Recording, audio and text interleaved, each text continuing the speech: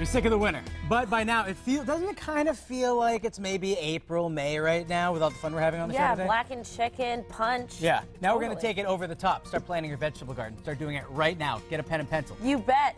Pen and pencil? You mean a pad and pencil? No, I want you to get both a pen and a pencil, and then you write on the pencil. You write with the pen on the pencil. Doesn't everybody do that? Excited. Anyway, Get a pen and paper. You win. Joining us is Shari Petrucci, and she is a master gardener, and you are here to tell us how we can get started planting our garden. Oh, that's right.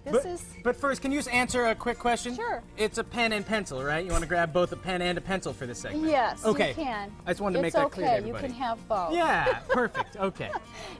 But I like to start with graph paper too, which you can buy at a store or you can get it online from the computer. But before you even go there, you're going to think about what you're going to grow in the spring. It doesn't matter if you're just a container gardener on your deck or if you have a plot in your backyard.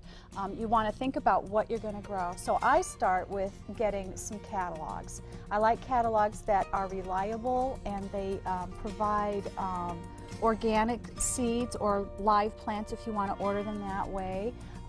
But inside these catalogs is a ton of information about how much they need for water, sunlight, how long it takes for them to mature to get the produce that you're looking for.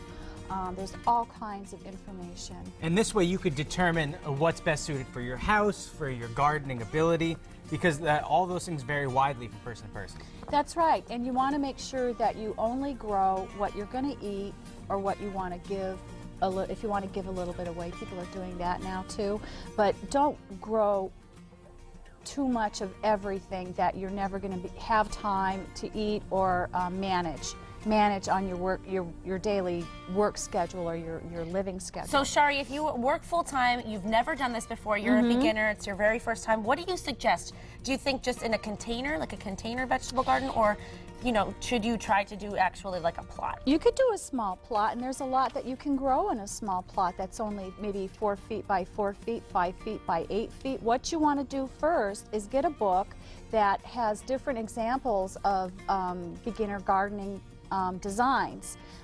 There's a few examples there, but you can always go to your library and ask your librarian for some garden design plans. And that's a great resource too. You don't go out and necessarily buy the book. Don't, because if you change your mind or some of these books are not adaptable as you grow in your gardening experiences. I mean, if you want to buy the book, great, fine, you can add that to your collection, but when you're starting out, start out simple, go to your library and get the information or get it online. And sometimes even if you're in a hardware store, there's little design cards like this, and it tells you how to plant them.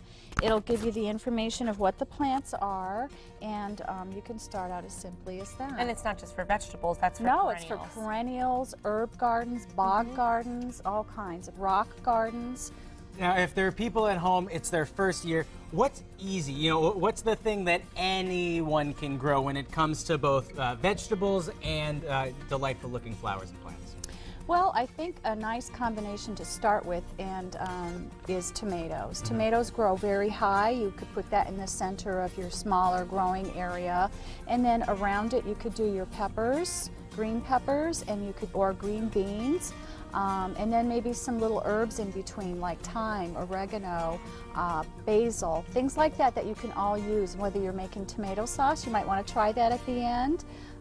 But yeah, everyone I think loves to start with a tomato plant because it's such a vibrant looking produce when you get that. It's like, ta-da, look what I grew, For the first time last year, I grew tomato plants from the seed, and there's nothing, I don't even like from tomatoes the seed, that much. that's great. But, oh yeah, but there's nothing like biting into it. Now I like tomatoes. There's nothing better than your own homegrown vegetables, First, you want to test your soil before you plant anything. No, you want to make sure that your soil is safe for growing foods that you're going to eat. Good point.